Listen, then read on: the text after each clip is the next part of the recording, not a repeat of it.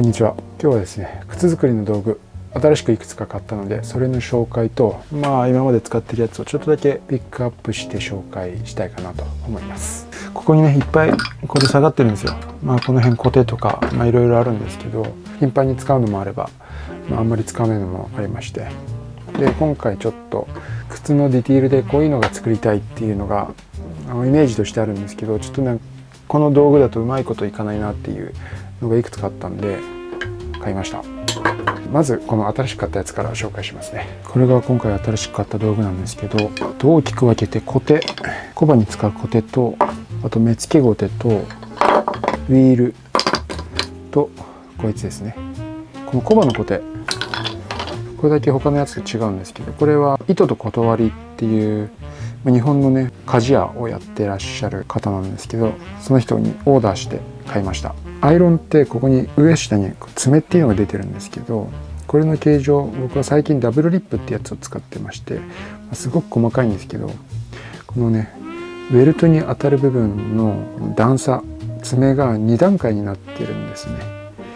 こっちの方がディティールがよく出るのかなというふうに最近思ってこれを使ってます。この前のコードバンの靴なんかはこっちを使ってました。これもダブルリップでヴィンテージ品なんですけど、ちょっとねこの爪のあたりの形状をね自分に使いやすいように少し削って使ってました。でこのダブルリップの形状いいのかどうかいまいちよくわかんないんで、結構プロでも使ってる方の多いこの糸と断りさんのアイロンを使ってみることにしましたね。一応サイズ違いで2種類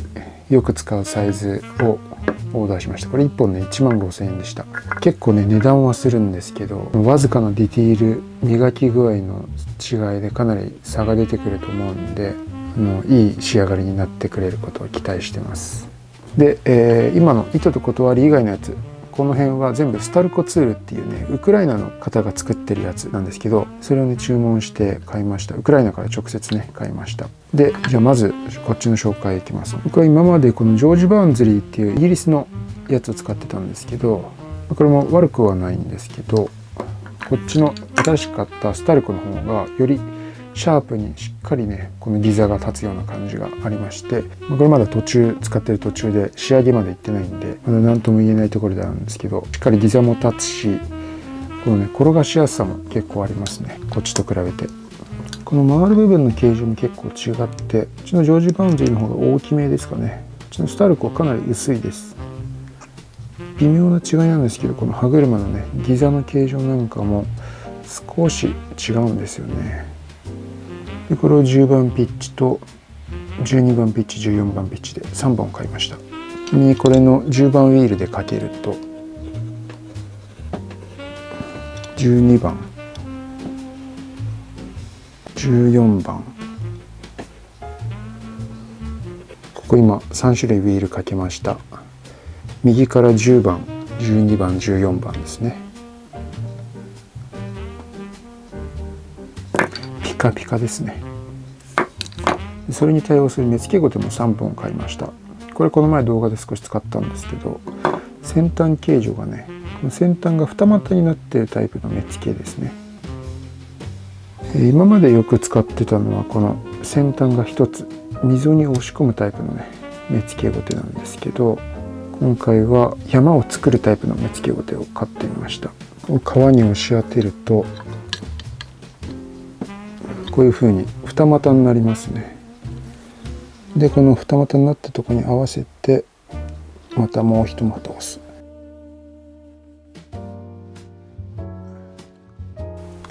こんな感じで目付けができます。このウィールでつけたギザをこの目付けコテでよりしっかり深くシャープにつけるという道具ですね。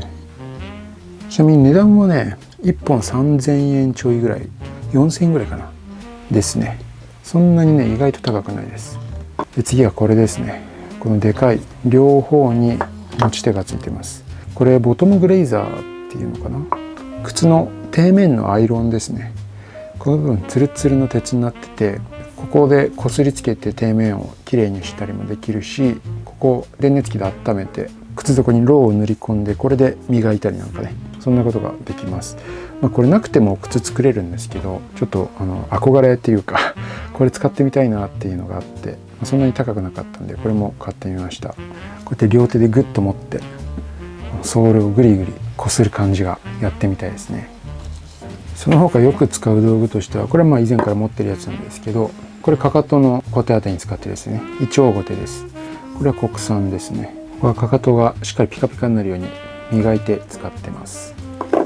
それとウィールはこんなのを持ってます。これはジョージ・バーンズリーの番手違いですね。持ち手が黒いやつなんですけど、これヤフオクでね3本1万5000円で売ってました。多分今も売ってるんじゃないかな。誰か個人の方かわかんないんですけどが作ってるやつで、これ結構使ってますね。かなり粗め、8番か7番ウィールです。でこれ14番ウィールなんですけど、これは1回だけ使いました。回しやすさとかね、精度、工具の重心のバランス的にもあんまりそれなりなので、使ってみないと分かんないところはあるかもしれないですね。でもね、見た目かっこいいんですよね。持ち手が黒炭みたいです。ツルッツルでかっこいいです。あとヤスリとかもね、これも靴専用なんですけど、これジョージ・バーンズリーのヤスリですね。こっちがね大谷製、日本製です。ヤスリ一つとっても結構違いまして、この目の粗さとか目の形状結構違うんですよね。ちなみにこれは手起こしでやってるらしいです。このヤスリの目はね1個ずつ手で作ってるみたいですね。このジョージ・バーンズリーのやつは粗目とこの細目がセットになってるやつで、これでソールの材料を削ったりね、ガリガリやります。靴職人といえばのワニですね。釣り込みの時に使うワニが2種類持ってます。こっち国産マモルで買いました。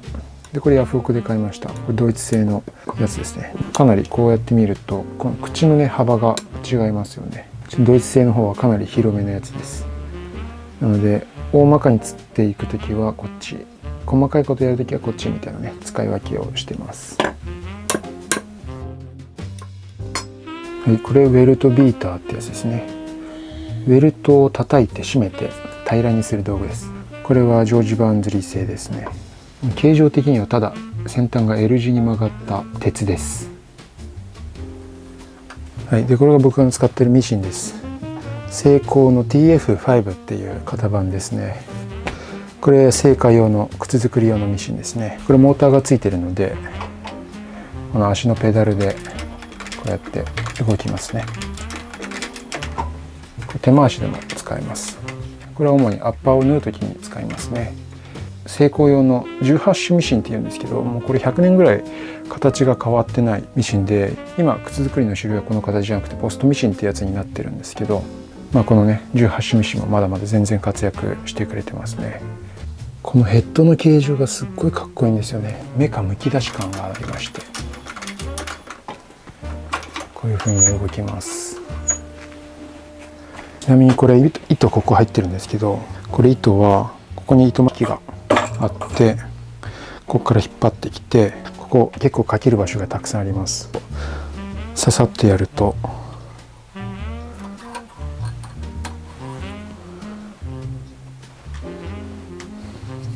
こうして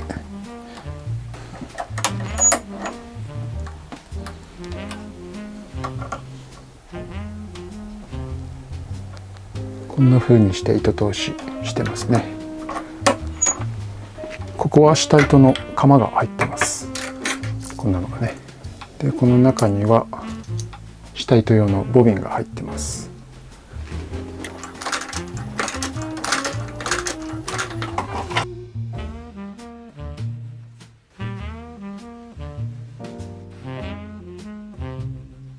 はい、という感じで新しく買った道具と僕が普段使っている道具をね少し紹介してみました。別に靴作りに限らないですけど、道具にこだわるのは結構大事ですよね。道具ばっかこだわっててもしょうがないんですけどね。